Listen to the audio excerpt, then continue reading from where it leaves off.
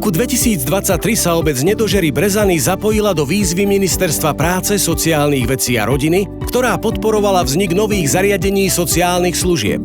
Z viacerých návrhov si vybrala projekt, ktorý najlepšie zodpovedal potrebám miestnej komunity s cieľom vytvoriť moderné a dôstojné pobytové zariadenie pre svojich seniorov.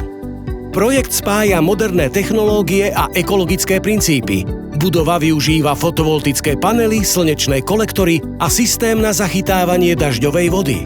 Každý detail bol navrhnutý tak, aby zaručil komfort, bezpečnosť a energetickú efektívnosť.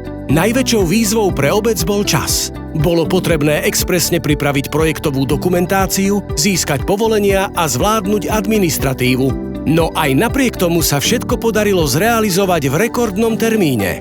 Pri výstavbe zohral dôležitú úlohu stavebný materiál Itong, ktorý priniesol presnosť, jednoduchosť práce a rýchlosť realizácie. Vďaka výbornej tepelnej izolácii sa dosiahol nízkoenergetický štandard budovy a harmonogram výzvy ministerstva sa podarilo dodržať bez prestojov. Spolupráca projektanta, zhotoviteľa a dodávateľa materiálu ukázala, že správne zvolené riešenia prinášajú skutočný efekt. Výsledkom je jednopodlažné bezbariérové zariadenie s 24-hodinovou starostlivosťou pre 12 klientov. Objekt s hodnotou viac než 1,3 milióna eur bol financovaný z nenávratného príspevku ministerstva, ktorý pokryl takmer celú investíciu.